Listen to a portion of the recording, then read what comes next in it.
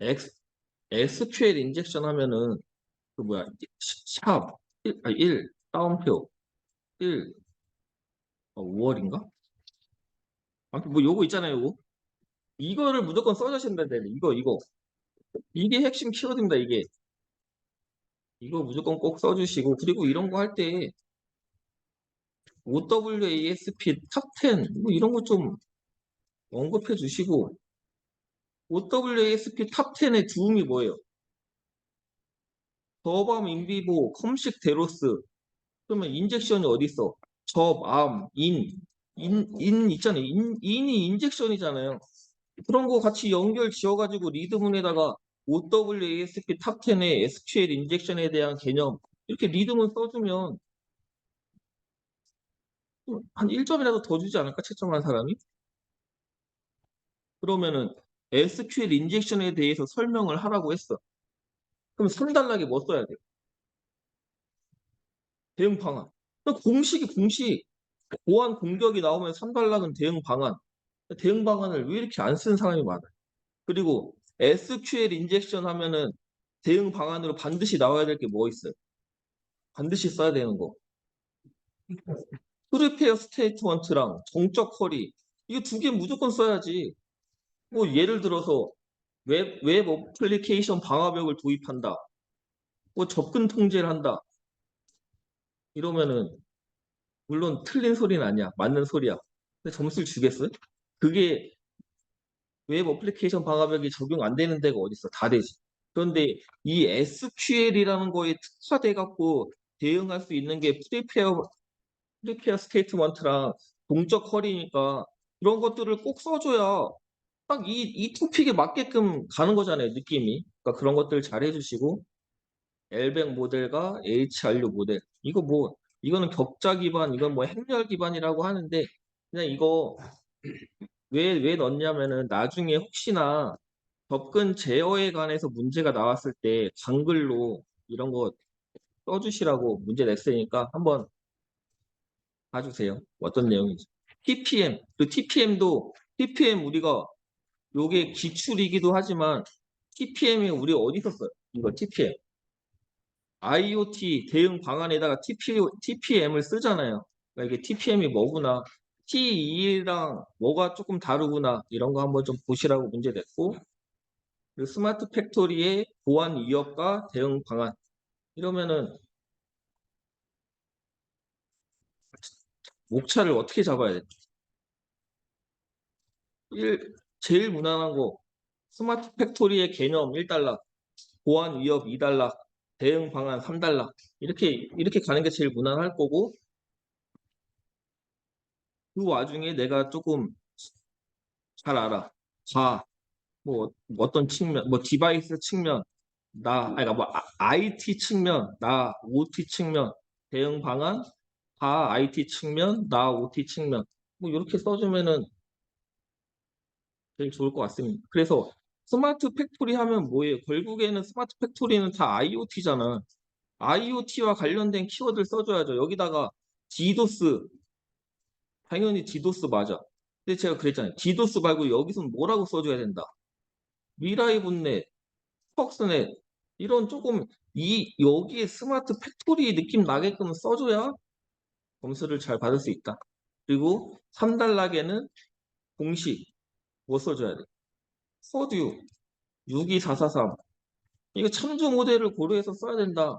이거 뭐 공식이죠, 뭐. 그다음 순서 보존 암호화와 형태 보존 암호화. 순서 보존 암호화는 그냥 순서가 유지되는 거 1, 2, 3이면은 이거의 순서가 그대로 가.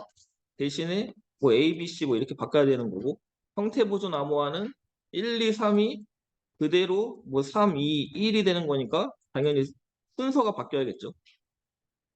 네, 그러니까 앞에는 순서가 보존되는 거고 뒤에는 형태가 보존되는 거다. 그래서 각각의 어떤 기술 요소 두 개 써주시고 그다음 CNAPP가 나오는 순간 제가 지난 시간에 주간 모의고사를 하면서 설명을 했어.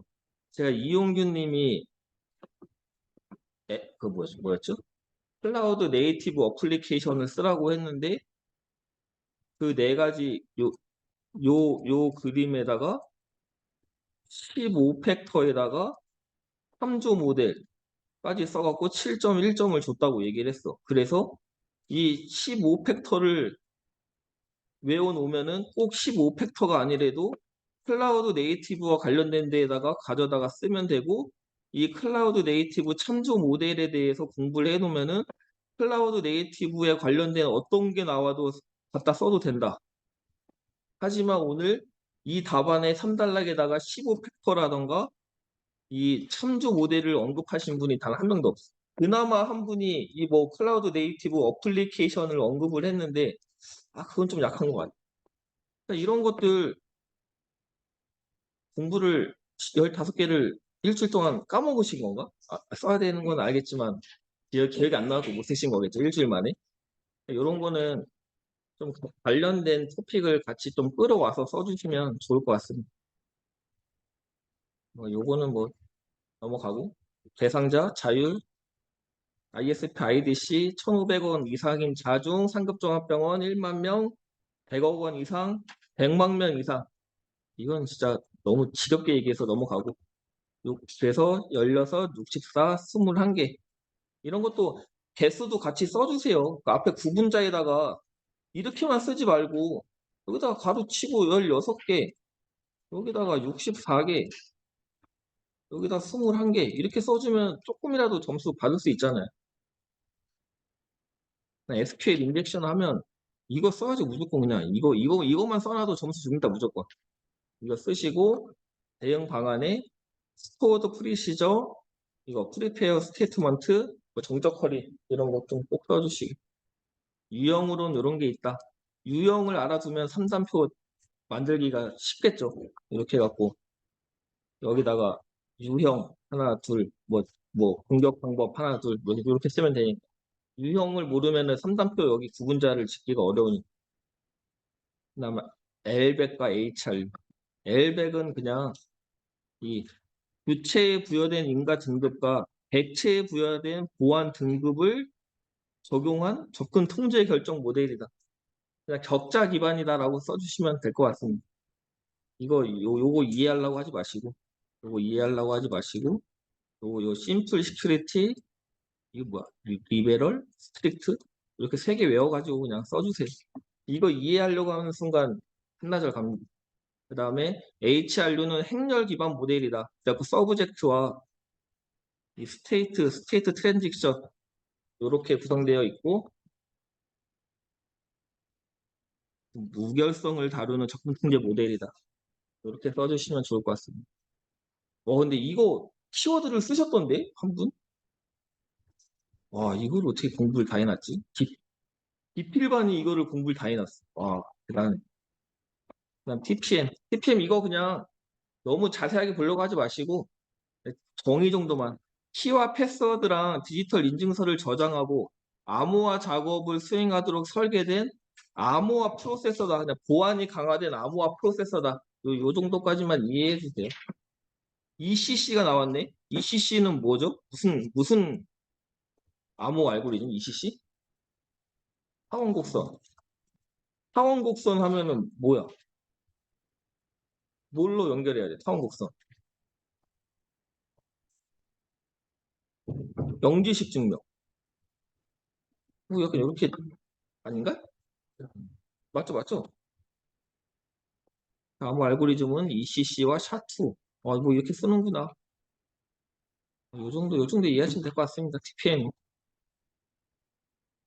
스마트 팩토리 보안. 뭐 다 넘어가고, 그 IoT 하이제킹 이런 거보다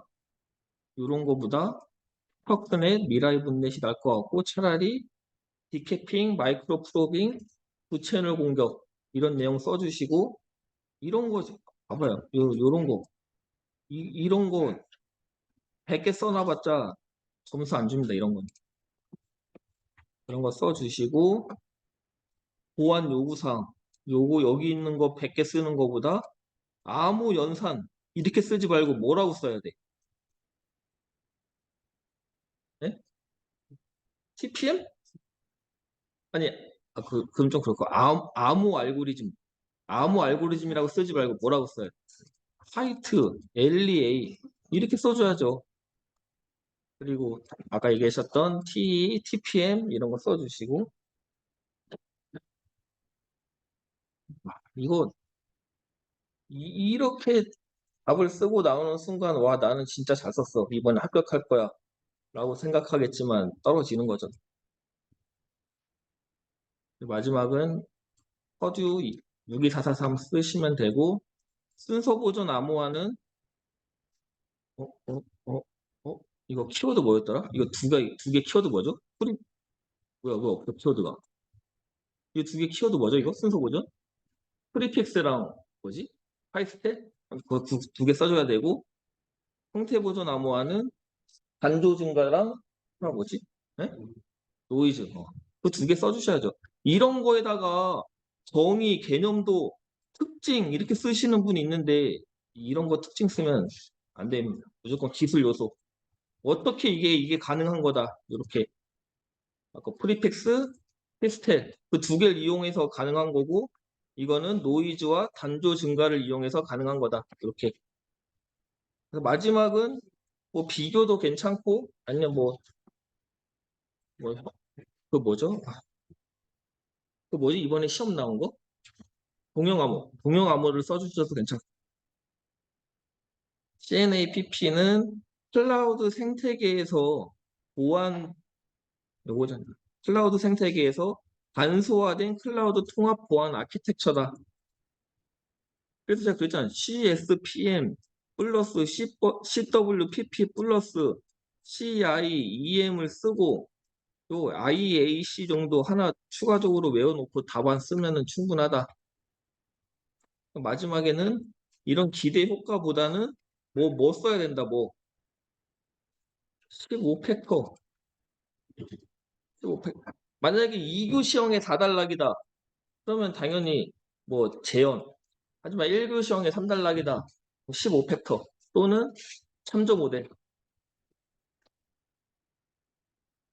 2교시.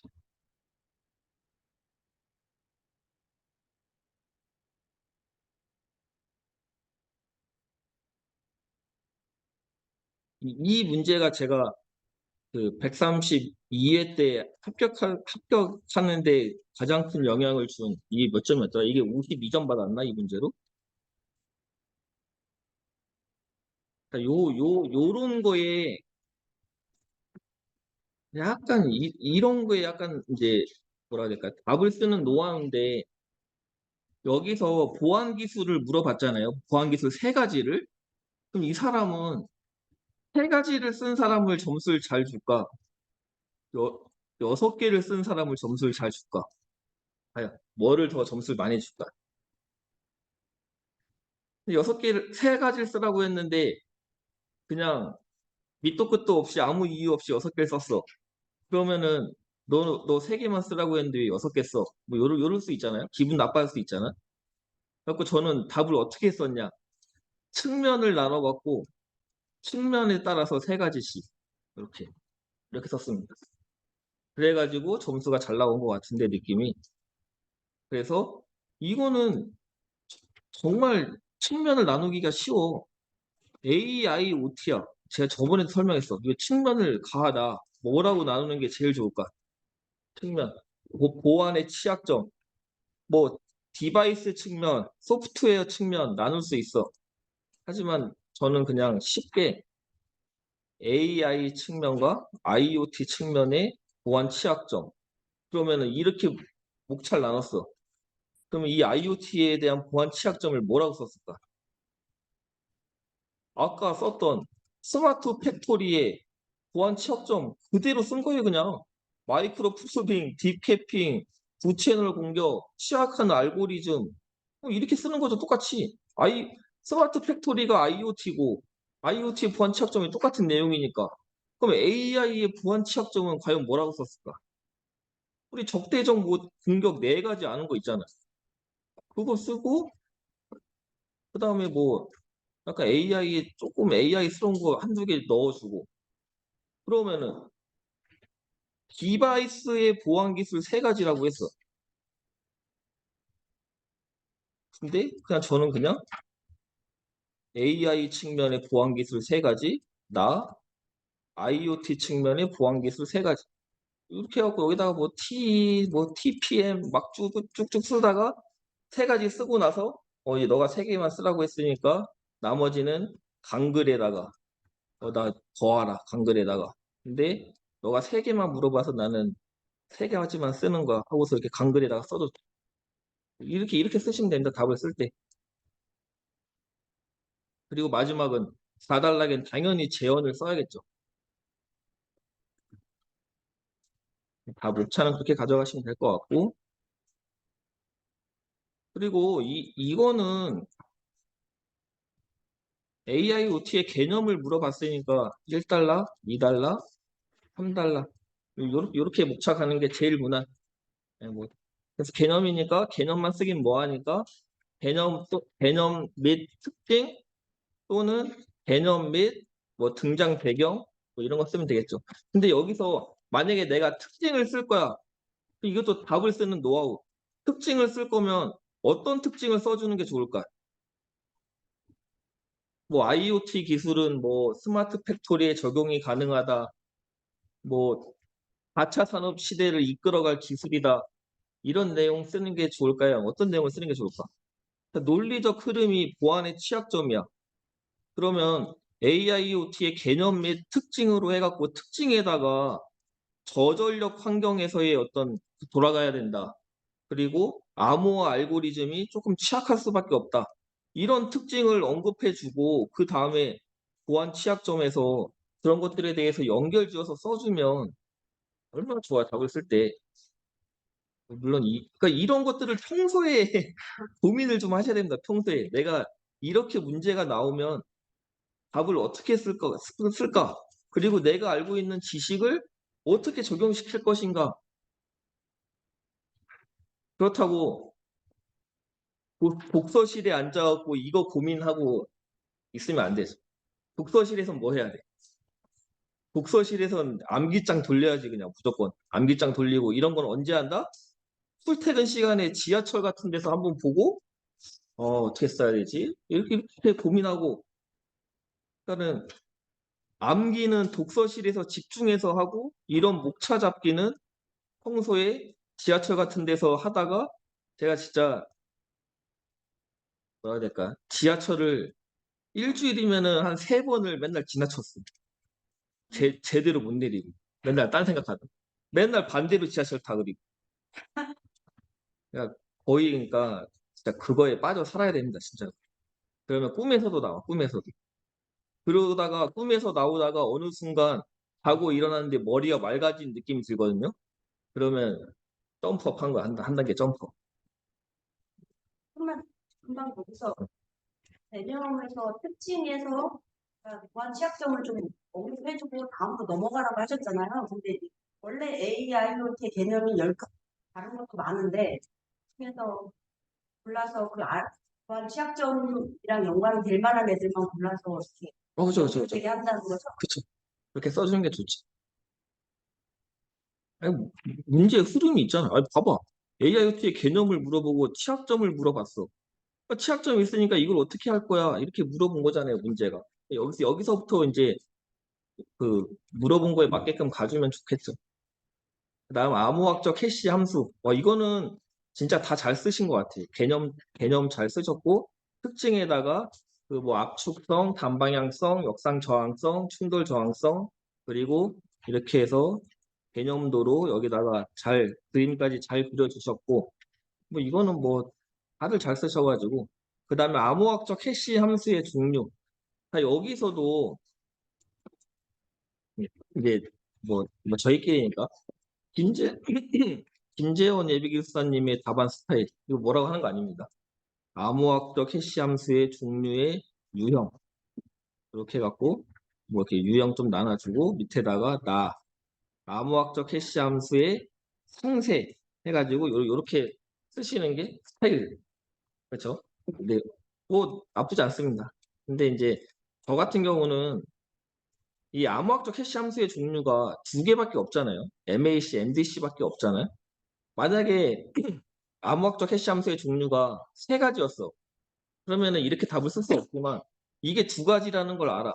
그러면 저는 바에다가 리드문으로 키가 필요한 MAC, 나에다가 키가 없는 MDC 해서 우리가 쓰는 템플릿 있잖아요. 여기다가 개념 쓰고, 개념도 쓰고, 기술 요소 쓰고, 그래서 MAC는 해시 함수를 어떻게 해갖고 전송하고 복호화하는 것까지 여기에 중간에 키가 들어가고, MDC는 여기 아이고, 절차에다가 뭐 이렇게 똑같이 하는데 얘는 키가 필요 없다. 이렇게 해갖고 그림을 그려주고.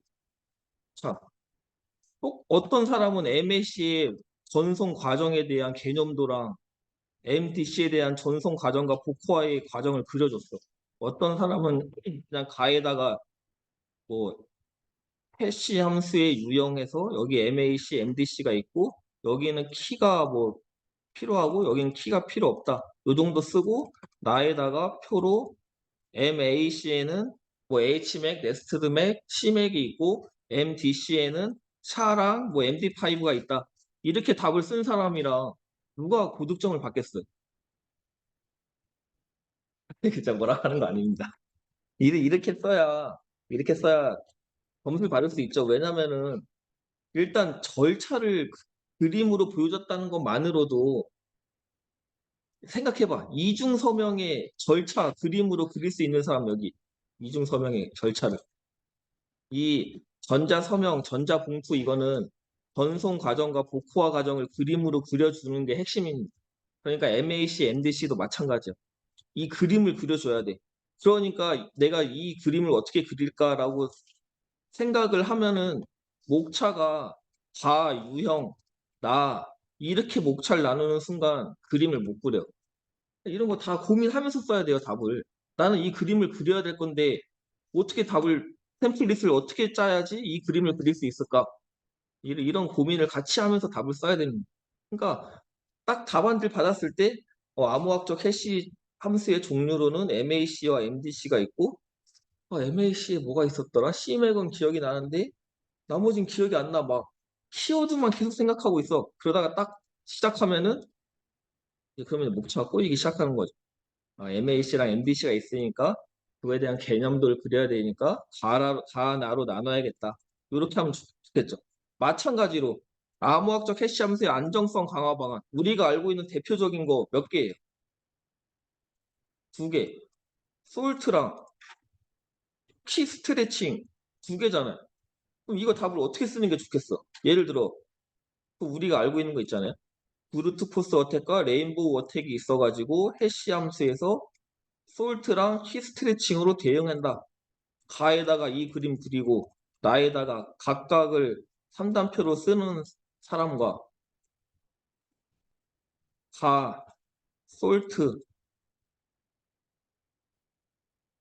여기다가 개념도 그려주고 기술 요소 써주고 나, 키 스트레칭 절차 그려주고 기술 요소 써주고 뭐가 더 점수를 잘 받아? 이게 더 잘 받습니다. 이게. 하나하나에 대한 개념들을 같이 그려주기 때문에 그러니까 내가 답을 쓸 게 몇 개인지를 머릿속으로 떠올리고 이런 것들을 같이 답안을 작성하는 연습을 하시면 이게 하다 보면 근데 점점 쉬워져요. 처음에는 야 내가 이거 뭐 키워드 생각하기도 쉽지 않은데 이걸 언제 내 답을 쓰는 것까지 떠올리냐라고 생각할 수 있지만 하다 보면은 그래도 어렵지 않습니다. 그러면은 사실 4단락에다가는 뭐를 써주는 게 좋을까요? 제일 좋은 거. 이거는 저는 아예 어, 전략적으로 4단락을 공부할 때 제가 가져간 게 있어요. 뭐를 쓰면 좋을까? 이런 암호학적 해시 함수의 안정성 강화 방안 또는 솔트 또는 키 스트레칭이 시험에 나왔어. 그럼 3단락 뭐 쓰면 좋을까? 네? 페퍼? 페퍼로 가기에는 너무 지엽적이야. 솔트에 들어가는 게 약간 페퍼고 이거는 조금 애매해. 물론 해시 함수가 전자 서명에 들어가니까 괜찮아. 근데 저는 그거 지금 갑자기 그 단어가 기억이 안 나는데 PB 뭐 K 뭐 해가지고 이 솔트와 키 스트레칭을 해주는 어떤 오픈 소스라고 해야 되나? 프로그램이 있어요. 그거를 써줬어요. 그래서 실무에서는 이 무슨 뭐 투대? 갖고 이 솔트와 키 스트레칭을 할 수 있게끔 도와주는 이 프로그램을 이용을 해야 된다. 이렇게 저는 아예 준비를 하고 갔었었는데 물론 시험에 나오진 않았습니다. 써보지는 못했지만. 그 다음 DDoS와 DRDoS의 주요 공격 유형에 대해 설명하고 공격 대응 절차에 대해서 설명하시오. 그러면은 요거 2달러, 요거 3달러. 이게 제일 무난하겠죠? 2달러, 3달러 가는 게. 그리고 1달러에다가는 정의는 써줘야겠지. 디도스가 뭐고, DR도스가 뭐다. 정의를 써주는 게 제일 좋겠죠. 그러니까 아까 이제 제가 사이버 보안의 조직에 도대체 정의를 왜 쓰냐 했더니 이런 거 정의 써야 되나요? 라고 질문을 하시는데 이건 당연히 써야죠. 이런 거는 어떤 하나의 토픽이잖아, 이런 거는. 이런 건 당연히 써줘야 되고. 근데 좀 보안을 하신 분들이라면 도스와 디도스와 DRDOS의 관련성을 조금 알 수가 있거든요. 도스에서 발전돼서 분산된 게 디도스고, 뭐 이 공격의 유형 중에 하나가 이 R이 리플렉트, 반사입니다, 반사. 그래서 반사 디도스 공격이 DRDOS니까 이런 것들을 1단락에다가 가볍게 뭔가의 관계도를 그려주고 밑에다가 이렇게 정의, 디도스의 정의, DR도스의 정의 이렇게 써주시면 조금 더 채점하는 사람이 이 사람은 뭔가 관계까지 잘 알고 있구나 이렇게 조금 점수를 좀 더 줄 수 있습니다. 그래서 주요 공격 유형을 물어봤으니까 잘 모르시는 분은 디도스의 주요 공격 유형이 따로 있고 DRD도스의 공격 유형이 따로 있는데 잘 모르시는 분은 이게 하나의 어떤 공격 유형으로 알고 계신 분이 있는 것 같아요. 답을 보면. 그러니까는 그건 아니고 여기서는 각각에 대해서 물어본 거니까 2단락 가는 디도스의 공격의 유형, 2단락 나는 DR도스의 공격 유형 이렇게 써주는 게 제일 좋겠죠. 그다음에 설명하고 디도스 공격에 대한 대응 절차래. DRD도스에 대한 공격 절차가 아니에요. 디도스에 대한 공격 대응 절차를 물어봤어. 그러면은 대응 절차를 물어봤으니까 뭐 절차 느낌 나게 개념도 하나 그려주고 밑에다가 상세 써줘도 되고 또는 뭐 관리적 가에다가 관리적 측면의 대응 절차 나에다가 기술적 측면의 대응 절차 그래서 마지막 4단락에다가는 어떻게 해야 된다. 실무에서는 뭐 안티 디도스 장비를 앞단에 둬가지고 방어를 한다거나 뭐 웹 어플리케이션 같은 것들을 한다던가 또는 여기 디도스 공격 대응 절차라고 하면은 대응하는 방안에다가 꼭 써줘야 될게요. 꼭 써줘야 될 거 뭐 있어요? 뭐 백로그 큐를 증가시킨다거나 임계치에 대한 차단을 한다던가 이런 내용이 꼭 들어가야죠. 그냥 뭐 IP 차단을 한다. 뭐 약간 좀 일반적인 얘기를 쓴다기보다는 이 디도스에 맞는 느낌의 그냥 그것스러운 단어를 좀 갖고 와서 써주시는 게 좋습니다. 그래서 뭐 보자면 네, 다 설명했으니까 보안 취약점. 아, 이건 해설진 제가 만든 게 아니라 사실 누가 만들었지? 이거 외우지 마세요. 요거는 외우셔야 돼요. 보안 기술. TEARM. 근데 ARM은 딱히 외울 것도 없어. TE로 구현된 기술이 ARM이라서 그냥 TE만 외우시고 TE, 뭐 TPM, RISC-V, SE 이런 거 외우시면 됩니다. 발전을 위한 주요 방안 이런 거는 그 자리에서 소설 해시 함수 요거 그림 그려주시면 되고 이런 거죠. 대칭 키가 필요한 MDC. 근데 봐봐요. 여기 공부하실 때 MD5는 128비트구나. 4는 160에서 256비트구나. 타이거는 128에서 192비트구나. 이거 외울 거예요? 이거 외우세요, 이거? 이거를 안 외우고 싶어. 그러니까 답을 이렇게 쓰라는 거예요, 그러니까. 아유, 이거 아니지. 그래서 MDC의 개념 써주고, 절차 써주고, 주요, 종류.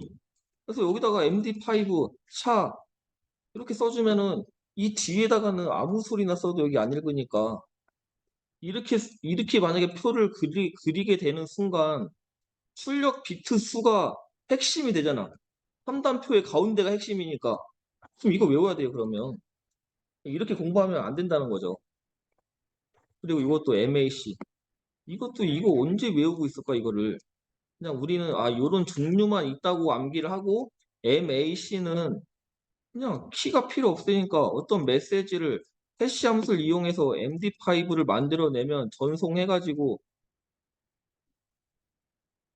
전송을 하고 이 메시지를 얘한테 주면은 얘가 똑같이 해시를 이용해서 MD5를 만들어서 같으면 변조가 없는 거다. 이거에 대한 이해가 있으니까 요 그림을 그냥 그 자리에서 만들어내면 되는 거지. 이런 거 하나하나 외우려고 하면 너무 많아요. 우리가 공부해야 될 것들이. 그리고 요거는 진짜 해설지 훌륭합니다. 요렇게 쓰는 게 제일 좋죠. 우리가 알고 있는 안정성 강화 방안 대표적인 게 솔트와 키 스트레칭이니까 바에다가 솔트 개념 쓰고 개념도 쓰고 동작 절차 써주고 키 스트레칭 나에다가 키 스트레칭 쓰고 개념 쓰고 무한 반복한다 n번 반복한다 쓰고 동작 절차 써주고 요렇게 목차를 가는 게 제일 좋습니다. 다음 디도스에 대한 개요.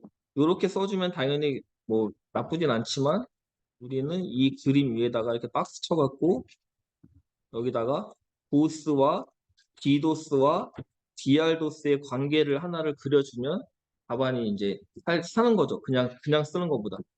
그래서 디도스의 공격 유형으로는 심플러드, UDP 플러드, ICMP 플러드, HTTP get 플러드 이런 게 있는데 요거 개념도까지는 필요 없고 요거 키워드만 일단은 암기해 주세요. 키워드만. 뭐 각각의 차이점은 개인적으로 하는 걸로 하겠습니다. 그다음 DR도스의 공격 유형. DR도스에는 CNEC, NTP 반사, DNS 반사, CLDAP 반사 공격 이런 것들이 있다. 보통 이제 DR도스 같은 경우는 명령어 하나를 쳐갖고 여러 개로 나가는 거. 보통 뭐 있어요? 팅 브로드캐스트 같은 거 또는 NTP에서 온 리스트 같은 거 치면은 전체적으로 다 오잖아요. 그거를 하나의 명령을 보내면 얘네 수많은 서버들이 원래 얘한테 응답을 해줘야 되는데 얘가 목적지를 여기로 바꿔갖고 다 여기로 가게끔. 그래서 얘가 장애가 생기게. 공격 절차로는 이런 게 있는데 원래 디도스에서 공격 대응 절차로 키사에서 나온 대응 절차가 있는데 보안 기사를 실기를 붙으려면 그 공격 대응 절차를 그대로 외워야 돼. 5단계인가 6단계인가. 근데 저희는 그런 시험은 아니기 때문에 그냥 우리가 알고 있는 그거 있잖아요. 예탐 조교, 예탐 조교 쓰셔도 되고 아니면은 디도스의 공격 대응 절차 이 정도는 좀 암기해 주시는 것도 괜찮습니다. 어렵지 않아. 공격을 당연히 인지하고 유형을 파악하고 대응하고 사후 조치하고 이거 뭐 그냥 이해하면 당연히 쓸 수 있으니까. 그런데 이제 주요 항목으로 이런 트래픽 크기를 분석한다던가 뭐 이런 BPS, PPS 뭐 이런 거 그냥 임계치 분석 여기 있다. PPS 임계치 분석 이거랑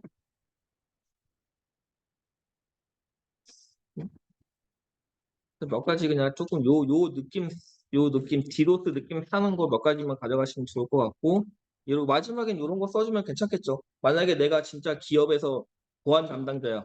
그럼 요 정도 네트워크 그림 빠르게 그릴 수 있잖아요. 맨 앞단에다 안티 디도스 그려주고 방화벽 그리고 웹 어플리케이션 방화벽 그리고 뭐 이렇게 보스 대응해야 된다.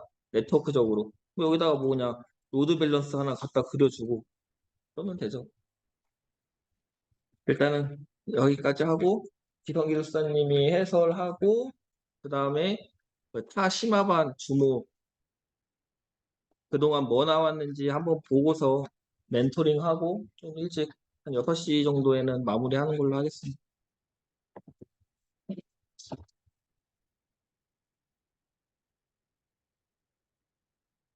네, 핵심 위주로 간단히 빨리 하도록 하겠습니다. 제가 이번에는 8번부터 냈고요. 지금 보시면 아시겠지만 8번하고 9번하고 제가 비교 문제를 정기적으로 계속 출제하고 있죠. 이거는 연습을 해보셔라. 그러니까 비교를 항상 뭘 외워서 하는 게 아니라 어떤 기술의 백그라운드를 이해하고 두 개를 가장 핵심적으로 차이가 나는 부분을 가지고서 계속 도출하는 연습을 하셔야지 이거를 계속 그때그때 외우면 안 됩니다. 그래서 그 연습하시라는 측면에서 이렇게 계속 8번, 9번 내고 있고요. 13번은 뭐 이제 보셔서 아시겠지만 계속 약간 좀 그럴싸하게, 그러니까 정말 구석탱이에서 많이 내고 있습니다. 구석에서 그럴싸하게 좀 쓰는 분들이 계실까? 그나마 그래도 어떻게 좀 방어를 해야 될까? 그런 것들 좀 매주 고민을 하시려고 정말 다 선택하면 좋겠지만 한 개 정도는 최대한 방어하셔야 되잖아요. 그러면은 어떻게 전략을 가져가셔야 될까? 그런 걸 좀 생각을 하시려고 하시라고 13번을 좀 이렇게 좀 어려운 걸 가져와 봤고요. 일단 제로 트러스트랑 그 트러스트의 가장 큰 차이점은 제로 트러스트는 이제 비신뢰 기반이라고 해서 누구도 뭐 신뢰하지 않는다. 그러니까 한마디로 인증을 먼저 한 이후에 접근을 시키겠다라는 거예요. 그래서 가장 제가 여기서 그림에서 그좀 주요보다는 좀뭐 차이가 나게끔 그리는 방법은 이 경계에 대해서 약간 점선으로 표현을 해줬고 들어와서 이것들을 보면은 각각의 구획이 지금 실선으로 되어 있습니다. 실선으로. 그래서 요렇게 지금은 이렇게 옆에 트러스트 보안은 보시면 아시겠지만 여기는 또 실선으로 되어 있죠. 그래서 들어와서 인증을 와서 들어와서 내부적으로 다시 한번 뭐 각각의 모듈 단위라던가 아니면 어플리케이션 단위라던가 그런 것들에 대해서 인증을 수행을 하고 연결을 한다. 그래서 가장 큰 차이점이 선인증 후연결, 그 다음에 선연결 후인증. 이게 어떻게 보면 가장 큰 그 키워드라고 보시면 될 것 같습니다. 키워드. 그러다 보니까 네, 소프트웨어 정의 경계가 중요해지겠죠. 그러니까 물리적으로 뭔가를 조절하기보다는 여기서는 소프트웨어 디파인 경계를 만들어 나가고 있다라고 보시면 됩니다. 네. 맞죠? 네, 그래서 그거 기준으로 이제 나눠주시면 되는데 소프트웨어 디파인하고 선인증 후연결 이 두 개 가지고 지어내시면 될 것 같아요. 그러니까 소프트웨어 디파인이니까 추상적이고 논리적이고 당연히 반대쪽은 구체적이고 물리적이고 그리고 당연히 인증과 권한과 부여 관련해가지고 무신뢰 기반이다. 네. 내 외부 사용자 모두 무신뢰해서 인증을 먼저 수행을 한 이후에 그 다음에 연결을 진행한다라고 하니까 당연히 내 외부 사용자가 다 인증이 필요하다라는 거고 여기는 내부 사용자는 어느 정도 신뢰를 하고 넘어가겠다라는 거죠. 그래서 어떻게 보면 더 엄격하게 접근 제어를 수행을 하겠다라는 겁니다. 보안의 강도가 더 강화가 됐다라는 거고 그리고 여기는 조금 완화되었다. 완화라는 말은 조금 위험하긴 하지만 비교적 상대적으로 예, 덜 엄격하다 이런 식으로 표현해 주시면 되겠죠. 그리고 이제 어플리케이션 중심이다, 네트워크랑 인프라 중심이다 이런 식으로 이제 구분을 해 나가시면 될 것 같아요. 그리고 조금 더 여기서 좀 발전을 시키자면 이 SDP, PDP, PEP 이런 것들 적어주시면 좋을 것 같고 클라우드에서 많이 사용되는 요즘에 이제 MSA 기반으로 뭔가 모듈 단위로 많이 인증도 필요하고 모듈과 모듈 단위 하니까 이 CWPP, CSPM, CSAB 이런 것들 같이 가져보셔서 적어주시면 더 풍부해질 것 같습니다. 그래서 이거를 뭐 딸딸딸 외우시기보다는 가장 큰 거부터 파생을 시켜 나가시면서 그 다음에 항목을 한번 뽑아보는 연습을 좀 꾸준히 해보시면 좋을 것 같고, 이 그림이 항상 보시면은 비슷하신 분들 있어요. 이 두 개가. 그래서 강조해서 말씀드리고 있는데, 비교는 이 그림부터 차이가 쫙 느껴져야 됩니다. 그러니까 뭐라도 이 점선이라도 아니면은 이 네모의 구획이라도 뭔가 다르게 좀 표현을 하셔야지, 이게 그림에서부터 뭔가 비슷해 보인다라고 하면은 밑에 채점을 할 때 조금 보수적으로 채점을 하게 되더라고요. 그래서 그림부터 좀 티가 나게 잘 해주시면 좋을 것 같고요. 블록이랑 스트림 암호는 가장 중요한 게 블록 단위로 묶어서 암호화를 하느냐, 그리고 다시 복화를 하느냐. 스트림은 비트 단위로 묶는 게 아니라 그냥 그 비트 단위 그냥 날 것 그대로 쭉 가면서 순서대로 순차적으로 이제 암호화를 하고 복화를 하는 거겠죠. 그러다 보니까 데이터 처리는 당연히 묶으니까 교용량 처리에 더 이제 적합할 거고요. 그리고 스트림은 소용량이나 실시간에 더 적합할 거다라는 거고, 상대적으로 이 속도가 느립니다. 대용량이니까 당연히 느릴 수밖에 없겠죠. 그리고 상대적으로 빠르다. 블록 단위다. 비트 단위다. 그리고 동작 구조, SPN, 필스타일, 이건 좀 가져가시면 좋을 것 같고요. 둘 다 이게 이제 이게 대칭키죠. 둘 다 대칭키입니다. 어떤 분께서는 오늘 뭐 이게 대칭이고 비대칭이다 약간 이렇게 헷갈리시는 분이신데, 둘 다 대칭키에서 블록하고 암호화, 네, 블록하고 스트림 암호화 이 두 가지가 다 파생된 거다라고 보시면 되겠습니다. XOR 그리고 운영 모드. 그래서 뭐 여기 속도, 굳이 뭐 말씀드리자면 속도, 데이터 처리 관련해서, 그리고 단점은 에러의 파급 효과가 크겠죠. 왜냐하면 블록 단위로 뭔가 나중에 풀어야 될 때 암호가 블록 단위로 뭔가 이제 전파가 된다. 에러의 파급 효과가 크다라는 거고, 단점은 이 스트림의 단점은 악의적 공격자에 의해서 쉽게 변경이 가능하다. 중간에 들어와가지고 뭐 하나 변조를 했다라고 하면은 그 뒤에 영향까지 전체적으로 영향이 있겠죠. 그래서 블록 단위로 뭔가 묶고 복화하고 하다 보니까 에러의 파급 효과가 더 크고 상대적으로 적다. 그래서 뭐 굉장히 극단적으로 두 개를 적다, 크다 아니면은 뭐 굉장히 효율적이다, 비효율적이다 이렇게 적으시는데, 그렇게 적으셔도 좋지만 저는 약간 상대적이라는 말을 많이 썼습니다. 상대적으로 좀, 상대적으로 빠르, 뭐 상대적으로 느림. 그래서 약간 그렇게 좀 넘어가시는 게 좋지, 너무 극단적으로 하면 티가 딱 나거든요. 좀 잘 모르고 잘못 쓰시면 딱 티가 나니까, 좀 상대적으로 모르는 부분에 대해서는 상대적으로 뭐 느리다, 빠르다 이런 식으로 조금 표현을 완화시키셔서 하시면 좋겠고, 이 SPN과 이 페스텔 구조, 블록 암호의 가장 대표적인 구조죠. 이 두 가지를 다시 한번 확인해 보시기 바랍니다. 공공기관 개인정보 보호수준 평가는 올해 4월에 처음 이제 나온 어떤 개념인데, 대부분이 이제 영향평가를 쓰셨더라고요. 그래가지고 요거는 좀 그 최신 트렌드 반영한 그런 토픽이라고 보시면 될 것 같습니다. 그래서 이제 그 11조 2에 근거해서 공공기관에서 어느 정도 개인정보 보호를 이런 관리 체계를 갖고 있고, 그리고 예방 활동을 하고 있는가, 그 수준을 평가하기 위해서 이렇게 만든 그런 제도다라고 보시면 될 것 같습니다. 그래서 이 근거, 그리고 당연히 기본적으로 중앙행정기관, 공공기관, 지방자치단체, 지방공사 당연히 포함이 되고, 이번에 확대된 게 중앙행정기관의 소속기관까지, 그리고 시도교육청, 교육과 관련된 지원청, 이 부분이 추가가 됐습니다. 그래서 확대된 부분 다시 한번 확인해 보시고요. 평가 구성은 60점, 40점 이렇게 나누는데, 법적 의무사항, 그리고 내용의 적절성과 충실성 이렇게 가져가시고, 주요 포함 내용, 개인정보 보호의 인력과 조직과 예산도 평가를 하겠다. 그리고 실질적으로 정보 주체의 권리를 보장하고 있는지 보겠다. 그리고 보호 책임자의 지정을 하고 역할을 하고 있는지 보겠다. 그리고 최대 10점까지 가점을 부여를 해서 가점을 받는 사람에 대해서는 조금 더 좋은 평가를 받겠죠.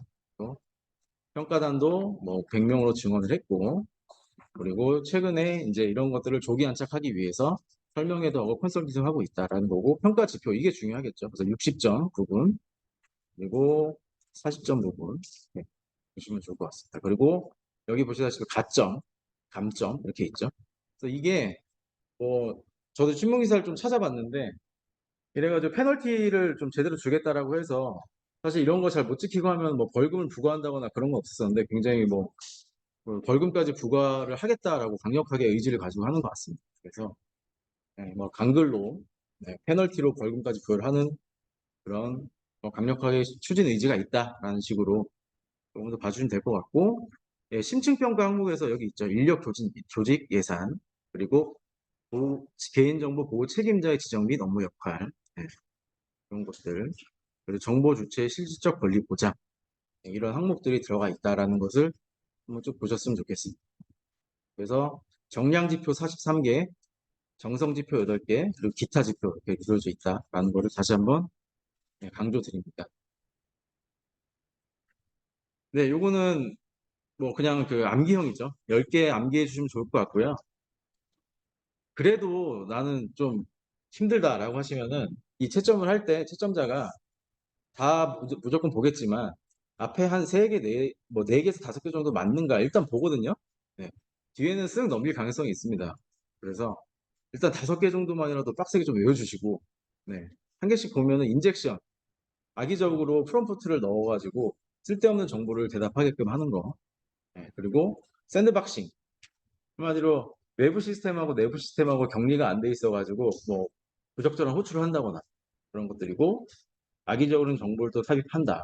크리덴셜이 노출됐다. 인증을 통하지 않고 그 LLM 뭐 API를 호출한다거나 그런 중간에 인증 체계를 거치지 않고 한다. 민감한 정보를 공개하게끔 뭔가 기밀 정보를 처리하지 않고 가드레일이라고 하는데 내가 제공하는 그런 어떤 질문의 범위 이상으로 뭔가를 물어봤을 때 민감한 정보나 불필요한 대답을 하지 않는가 이런 것들이 있다라고 확인해 주시고 인젝션, 샌드박싱, 그다음에 데이터 중독, 크리덴셜, 민감한 정보 공개 5개 정도 꼭 가져가시고 나머지 뭐 서비스 거부, 모델 도용, 공급망, 그리고 부적절한 AI 행동 이런 것들 챙겨가시기 바랍니다. 보안은 항상 취약점만 물어본다고 해서 취약점만 쓰고 끝나면 뭔가 좀 부족하죠. 그래서 항상 대응 방안이 있어야 됩니다. 3단락에 대응 방안을 좀 넣으시면 좋겠고 대응 방안으로 입력을 질문을 검증해서 가드레일을 설정한다거나 예를 들어서 뭐 성차별과 관련된 질문했을 때 대답할 수 없다고 우회를 한다거나 그런 것들 그리고 외부 시스템에서 부적절한 인증 인허가 방식이 있지 않은가 그래서 격리를 좀 물리적으로 논리적으로 시켜주면 좋을 것 같고요. 그리고 데이터 전처리 뭐 정제 강화 당연한 거고 세분화된 적금 통제 이런 것들 먼저 다시 한번 확인해 보시기 바랍니다. 너무 강박이 있으셔가지고 이걸 다 적기 보다는 중요한 핵심 포인트 위주로 가져가셨으면 좋겠어요. 그러니까 LLM은 API를 어쨌든 호출해서 쓰는 거잖아요. 그러면 질문 영역이 있을 거죠. 질문이 뭔가 잘못됐다. 질문에 뭔가를 넣었다. 그거를 어쨌든 필터링을 잘해서 우회를 시키거나 뭔가 그거에 대해서 사전에 조치를 하겠다라는 그런 대응 방안. 두 번째는 여기에 레그도 될 것 같아요. 환각을 없애기 위해서 레그를 넣겠다. 뭐 배운 걸 좀 가져오셔도 될 것 같고요. 세 번째는 물리적으로 분리를 해서 SLM으로 아예 물리적으로 분리를 한다거나 아니면은 별도의 엔터프라이즈 전용의 뭐 애저 오픈 AI라던가 이런 것들을 사용을 해서 분리를 하던가. 그러니까 이런 것들을 뭐 내가 그냥 이거를 키워드로 암기하시기보다는 그냥 평소에 배웠던 거를 좀 떠올리시면서 쓰는 연습을 해보셨으면 좋겠어요. 오늘 그렇게 작성하신 분이 한 분 계시더라고요. 그래서 높은 점수를 주셨어요. 생각보다 27018은 잘 못 쓰셔가지고 좀 놀라긴 했는데 이거 쓰시면은 안 됩니다. 요거는 27017 내용이고요. 27018은 요겁니다. 요거. 그래서 개인정보와 관련된 동의와 선택 그리고 사용 목적, 정당성, 그러니까 개인정보를 내가 목적에 맞게끔 지금 수집을 하고 있는가 그리고 필요하지 않는 것들은 제한하고 있는가 최소화로 지금 그 개인정보를 수집하고 있는가 그리고 공개 제한 정확하고 품질 있게 수집하고 있는가 개방성과 투명성 해가지고 그 어디에다가 지금 그 개인정보를 모아두고 있고 누가 처리를 하고 있는가 이렇게 개방성과 투명성 그리고 어떤 뭐 개인의 액세스를 요청을 했을 때 접근을 할 수 있게끔 정보를 제공하고 있는가, 그리고 책임, 뭐 정보보호, 개인정보 규정 이런 거 이 내용을 써주셔야지 27017 내용을 써주신 분들이 많더라고요. 네, 요거는 아닙니다. 기본 구성은 다 27001, 27002, 29100 기반으로 만들어진 거고 당연히 27017도 바라보겠죠. 근데 이 27018은 개인정보 수집 동의와 관련해 가지고 처음부터 그 개인정보 저희가 뭔가 어떤 사이트에 가입하거나 할 때 보면은 개인정보 수집 동의서 같은 거 보잖아요. 예, 개요부터 시작해서 그거를 떠올리시면은 조금 그래도 연상이 잘 되실 거라고 생각합니다. 그래서 동의와 선택, 정당성, 제한, 최소화, 그다음에 공개 제한, 정확성, 품질 이렇게 이 특성에 맞게끔 다시 한번 암기를 부탁드리고요. 3단락은 CSAP를 좀 논해 주시면서 아니면은 27027과 좀 비교를 해주시던가. 그래서 CSAP는 조금 더 공공이나 이건 우리나라에서 만든 거죠. 그렇기 때문에 그런 것들 좀 부각시키면서 다른 그 공공기관에서 할 때는 CSP 연계를 시킨다거나 뭐 이런 식으로 좋은 얘기 잘 써주시면 좋을 것 같습니다. 13번 요거는 좀 타겟형으로 좀 어렵게 가져온 문제고 다른 학원에서 조금 강조를 하는 분위기이기 때문에 미출제가 됐다라고 하더라고요. 그래서 혹시나 해서 가져온 거고 DNS의 개념을 이제 아실 거예요. 그래서 이제 사실 URL을 입력을 하면 서버는 IP 베이스로 동작을 하기 때문에 URL을 모르죠. 그래서 이제 URL과 IP를 다 갖고 있는 시스템이 이제 DNS인데 그 구조를 보셔서 아시겠지만 이 DNS라는 게 이 뭐 예를 들어서 메일.뭐 네이버닷컴 이렇게 있다라고 하면 얘가 하나의 DNS를 거치는 게 아니라 여러 개의 DNS 아마 거칠 겁니다. 그래서 맨 처음에 뒤에 끝에를 보고 이게 국가 도메인인지 아니면 기업 도메인인지를 좀 보고 그다음에 어디로 갈지, 어떤 서버로 갈지, 그리고 어떤 서비스로 갈지 이런 식으로 여러 개의 DNS를 거쳐 나가는데 거기에 DNS를 거쳐 나갈 때마다 이런 식으로 중간에 인증, 서명 값을 통해서 서로 안보 코어를 통해 가지고 얘가 DNS 키를 통해서 이 체인을 형성을 한다라는 겁니다. 그래서 얘가 맨 처음에 첫 번째 DNS를 거치고 갈 때도 이 DNS 색을 이용을 해서 그리고 두 번째로 갈 때도 이런 식으로 체인을 형성해서 안보를 한다. 전자서명 기술을 통해서 보안을 향상시킨다라고 보시면 되겠습니다. 그래서 DNS 캐시 포이즈닝이라고 해가지고 중간에 IP를 변조해가지고 내가 같은 URL을 입력하더라도 다른 사이트로 뭐 연결을 한다거나 그런 공격들을 많이 하잖아요. 그거에 대해서 뭔가 변조가 있지 않았는가를 다시 한번 검증을 한 이후에 최종적으로 이게 통과가 되면 해당 URL에 접속을 시키겠다라는 그런 취지로 보시면 될 것 같고 가장 중요한 거는 이제 여기서 이 RR입니다. RR. 리소스 레코드라고 해가지고요. 이런 정보들을 다 포함시키기 위해서 이런 레코드들을 포함시켰다. 이 레코드 안에다가 이 DNS 키랑 RRSIG랑 DS랑 NSEC 이런 것들을 정보를 포함하고 있다라고 보시면 될 것 같습니다. 그래서 다시 한번 읽어보시고요. 당연히 작동 방식은 리소스 레코드를 생성을 하고 개인 키로 서명을 하고 공개 키로 검증을 한다. 보시면 되겠습니다. 실무 적용 시 고려사항은 뭐 당연히 이런 추가 인증 절차들이 생기다 보니까 당연히 부하가 발생을 할 것이고 이것을 핸들링할 수 있는가에 대한 성능 검증이 사전에 검토가 돼야 되고 주기적으로 키를 관리하고 교체할 수 있는 이런 체계가 갖춰져 있는가 그런 것들을 다시 한번 고려를 해야 되겠다라고 보시면 되겠습니다. 네. 네, ASM은 거의 선택을 안 해주셨더라고요. 요거는 기출이기도 하고 요즘에 클라우드와 관련된 어떤 그런 토픽 측면에서 보았을 때 다시 한번 나올 수도 있을 것 같다라고 생각을 해서 가져와 봤고요.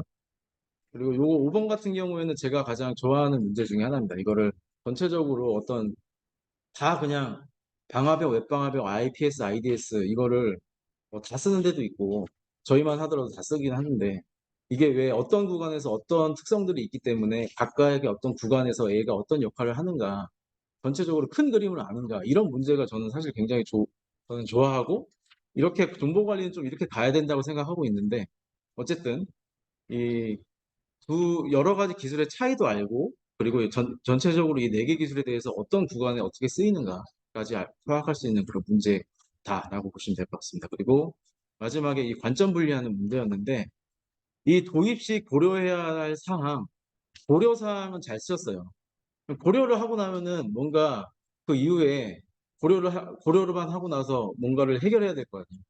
그러면 해결할 그런 포인트들 좀 적어주셨으면 좋을 것 같은데, 그 고려만 쓰라고 하니까 딱 고려를 굉장히 부풀려가지고 엄청 많이 쓰셨더라고요. 그래서 제가 그전에도 말씀드렸듯이 이걸 이렇게 많이 쓰라고? 이 고려사항을 막 2단락, 3단락을 막 그 한 페이지씩 꽉꽉 채우신 분들 있어요. 그럴 때 다시 한번 생각을 해보시라고 그랬잖아요. 이게 맞나? 고려사항을 2단락, 3단락을 다 쓰라고? 이게? 그러니까 조금 이상하죠. 쓰다가 보면 조금 이상할 거예요. 고려사항만 내가 두 페이지를 막 꽉꽉 채워 쓰고 있는데. 그럴 때 내가 목차를 뭔가 잘못 선정하는 거 아닐까 다시 한번 생각해 보시면서, 도안은 항상 뭔가 고려를 했으면 해결 방안이 나와야 되고, 취약점이 나왔으면 대응 조치가 나와야 되고, 이런 식으로 좀 쌍으로 생각해 주시면 좋을 것 같습니다. 예, 그래서 ASM 같은 경우에는 요즘 이제 클라우드 환경에서 뭐 워낙 많은 그런 서비스들이 배포가 쉽게 이루어져 있고, 이 보안 관리자 입장에서는 정말 조그마한 서비스 하나라도 배포가 되면은 그게 굉장히 큰 그런 위험 요소로 다가오고 있습니다. 그리고 뭐 요즘에 뭐 많은 그런 뭐 모바일이나 PC나 이런 뭐 원격 서비스나 아니면 뭐 여러 가지 이제 접근할 수 있는 그런 도구들이 많이 이제 생겨나고 있죠. 그렇기 때문에 그런 공격에 대한 여러 가지 공격을 맨 처음에 시작할 수 있는 그런 표면들이 많이 생겨날 것이고, 그거에 대해서 사전 식별을 하고 어떤 자원들이 있는지 우선순위도 조정을 하고, 그리고 어떻게 그걸 모니터링하고 앞으로 관리할 건지, 이 전체적으로 이 관리가 필요하다. 그래서 공격 표면을 최소화하고, 그다음에 뭐가 문제가 생겼을 때 대응도 하는 그런 일련의 체계를 만들어야 된다는 게 ASM이고요. 네, 이런 식으로. 그래서 자산, 나열, 분류, 분석, 우선순위, 모니터링, 그리고 적용을 해서 최소화한다. 공격을 어쨌든 당할 수 있는 그런 표면, 공격이 가능한 어떤 그런 리소스, 이런 것들을 다 전체적으로 정리를 해서, 네, 뭐 가시화를 통해 가지고 관리를 한다라는 것이죠. 그래서 이 세 가지 키워드 가져가시고요. 그래서 식별하고 자동화하고 최소화한다. 그 5개의 이런 관리 방안 한번 보시기 바랍니다. 그래서 이제 저희가 아까 제로 트러스트 모델 당연히 가져가야 되고, 뭐 당연히 지속적으로 모니터링을 해야 되고, 그리고 가시성 있게 가져가야 된다. 그러니까 한마디로 자산이 늘어나면 늘어날수록 가식성이 확보가 돼야 어떤 관리자 입장에서도 보았을 때 쉽게 이해하고 쉽게 파악할 수 있기 때문에 가시성, 그리고 네트워크 세분화, 뭐 교육까지 보시면 좋을 것 같습니다. 네, 방화벽과 역방화벽 IDS, IPS 있는데요. 일단 방화벽 같은 경우에는 뭐 외부에서 내부로 들어오는 불법적인 침입과 어떤 차단을 하기 위해서 가장 기초적으로 세워두는 그런 파이어월, 그러니까 방화벽이죠. 그래서 허가되지 않는 그런, 이거 보시면 아시겠지만 필터링, 접근 제어, 로깅 및 감사를 통해서 예, 불법 정보에 대한 접근, 그러니까 우리 내부적인 서버에 어떤 비인가자가 접근하지 않는가, 이런 것들을 좀 봐주는 거고, 이 웹방화벽의 가장 생겨난 큰 이유는 웹입니다. 웹. 네, 웹. 이거를 웹스럽게 써주신 분이 많이 없던 것 같아요. 그래서 웹 서비스를 기반으로 했을 때 웹 서비스 다 HTTPS 기반으로 하잖아요. 그러면은 이게 중간에 이 패킷이 HTTPS면 다 이제 암호화가 되잖아요. 그러면은 방화벽이 이 암호화된 것들을 이 필터링 해낼 수가 없습니다. 그래서 이제 웹방화벽이 생긴 거고, 이 필터링 안에 뭐 이런 뭐 페이로드나 뭐 헤더나 이런 것들이 다 암호화가 되기 때문에 그거를 다 들여다보면서 웹상에서 뭐가 있죠? SQL 인젝션이나 뭐 크로스 사이트 스크립팅이나 이런 것들이 들어오지 않는가, 조금 더 어플리케이션 영역에서 웹 서비스에 특화된 그런 트래픽이나 그런 것들을 검사해서 하는 거다 하는 거를 써주셔야 되는데, 그냥 어플리케이션 웹상에서 서비스다라고 이렇게 너무 이렇게 뭉뚱그려서 써주신 분이 많은 것 같아요. 네. 그래서 HTTPS, 그리고 컨텐츠 보호, 뭐 위장에 대한 뭐 탐지, 이런 것들이 있고 방식. 예. 너무 주요 기능만 딸랑 적으시면 뭔가 좀 썰렁해서 어떤 방식까지도 다시 한번 확인해 주시면 좋을 것 같습니다. IDS는 디텍션, 탐지고 이 그림에서 보시다시피 뭐 실시간이라고는 하는데 어떻게 보면은 거의 분석에 가까운 어떤 그런 시스템이다라고 보시면 될 것 같아요. 그래서 어떤 보안을 위배하는 정체가 이거를 이제 뭐 스위치나 방화벽 뒷단에서 얘가 로그를 퍼날라기보다는 여기다 이쪽에서 어쨌든 간에 이동을 시켜서 이 IDS가 실시간으로 탐지를 하고 예, 이상 징후가 있으면은 감지해서 알려준다. 여기도 마찬가지로 호스트와 네트워크 기반이. 그다음에 IPS는 이제 대응이죠, 대응. 그래서 여기에서 이쪽 스위치 앞에 같이 이렇게 연결되기보다는 그 앞단에서 바로 대응을 할 수 있게끔 이쪽으로 유입되지 못게끔, 네. 그래서 미탐이나 오판이 있을 경우에 즉각 대응을 하고 실시간 분석과 대응을 같이 해주고 있다. 네. 운영 방안도 패시브, 시뮬레이션, 프로텍션 이 세 가지 가져가시기 바랍니다. 그래서 보시다시피 웹방화벽은 레이어 7, 예, 그리고 방화벽은 레이어 3, 그리고 침입 방지는 예, 전 구간. 네. 그리고 HTTPS 한번 보시면 될 것 같고요. IP와 포트 기반으로 방화벽은 동작은 하지만 예, 그 HTTPS 안에 있는 그런 패킷이나 헤더나 페이로드까지 다 감지를 해서 예, 어플리케이션 단에서 더 웹단에서 더 디테일하게 동작을 한다라는 점들을 조금 더 구체적으로 적어주면 좋을 것 같습니다. 네, 클라우드 요거는 관점에 관련된 문제였는데요. 뭐 종조자 인물, 뭐 저반물, 저 외우는 거 있잖아요. 거기서 이 CISO, 그러니까 Chief Information Security Officer, 이 사람은 어쨌든 정보보호 최고 책임자예요. 이 사람이 클라우드를 맨 처음에 도입을 해야 되고 했을 때 지금 우리의 어떤 문화나 그리고 어떤 조직의 수준이나 전담할 수 있는 조직이 있는가 아니면은 지금 현재 기존의 어떤 온프로미스 기반으로 되어 있던 그런 거버넌스와 맞지는 않는가 부적합하지는 않는가 이런 것들을 좀 따져줘야 되겠죠. 그래서 이 부분을 조금 제가 잘 가져가시라고 낸 문제였고요.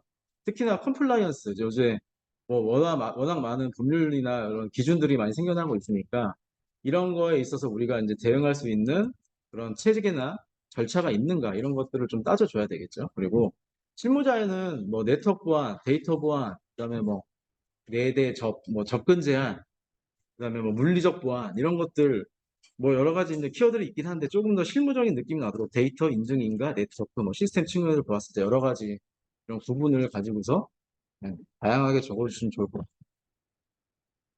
그래서 이제 고려사항이 생겼으면은 어떤 대응 방안이나 뭐 해결 방안이나 도움을 위해서 좀 더 구체적으로 이런 걸 요소를 해야 되는데 더 한번 제대로 하려면 어떤 것들이 있는지 도출해 주시는 게 좋겠죠. 3달러. 네.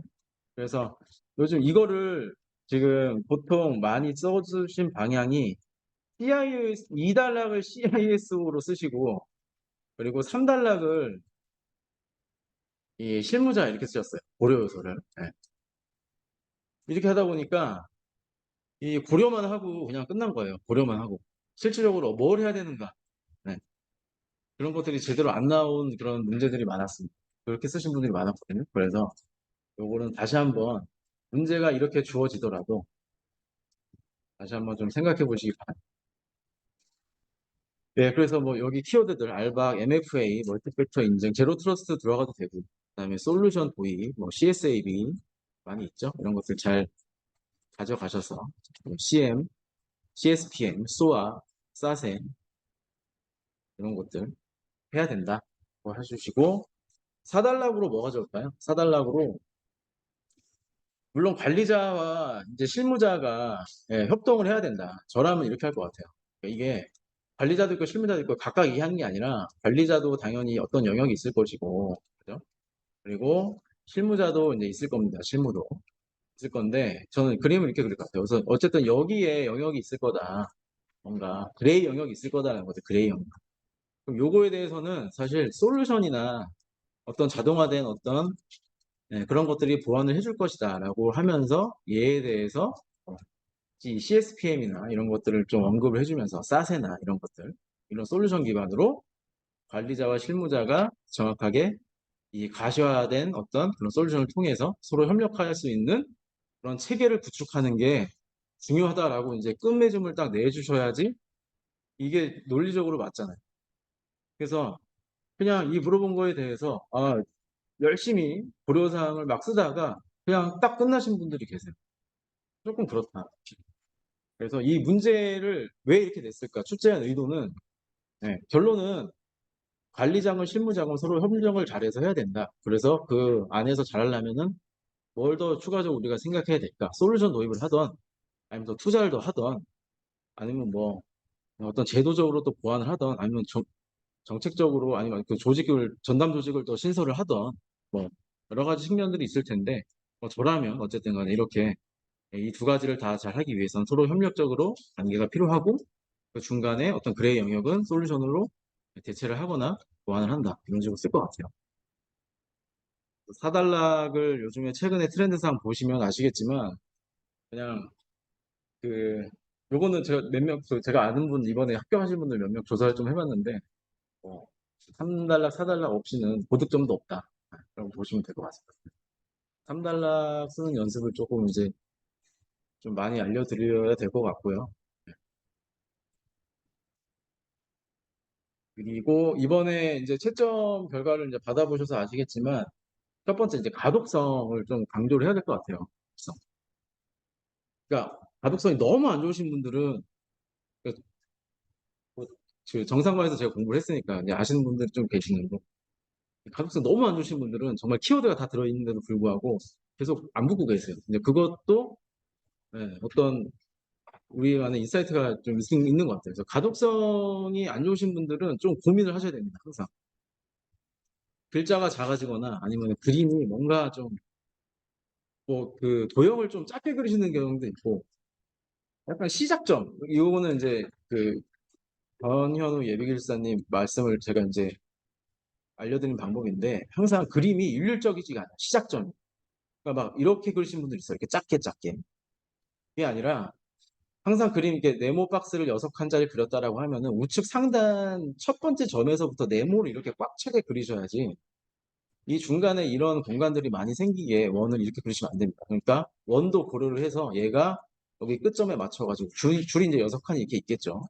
그러면은 항상 왼쪽 상단의 첫 번째 칸에서 꽉 채운다라고 생각을 하고 그 다음에 여기를 그리시는 분들이 있는데 이런 것까지 제가 말씀드려야 싶긴 한데 저는 항상 여기를 그렸어요. 여기. 왜냐하면 여기랑 이 간격을 맞추기 위해서.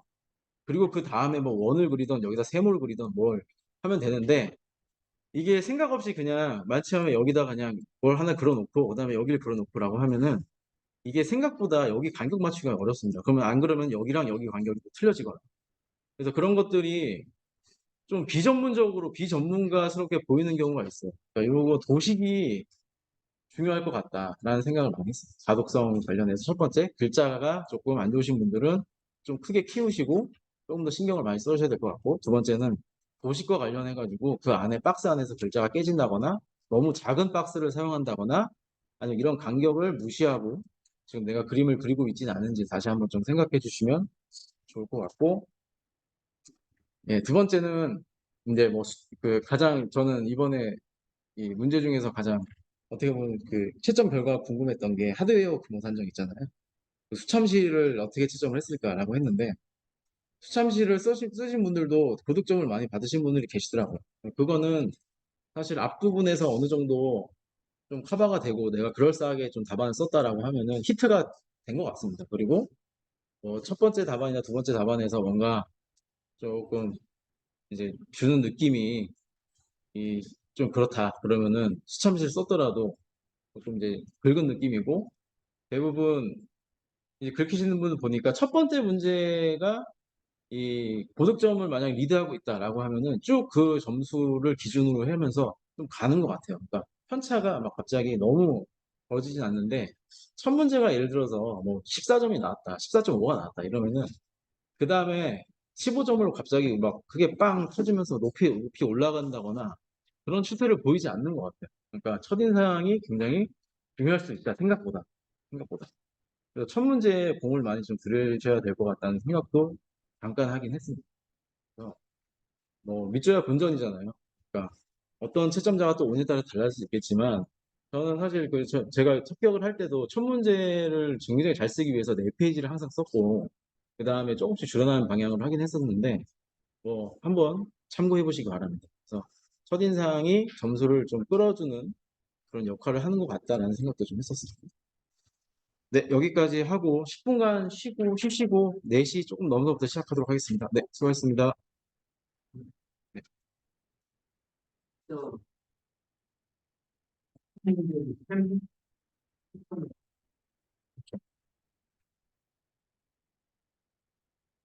이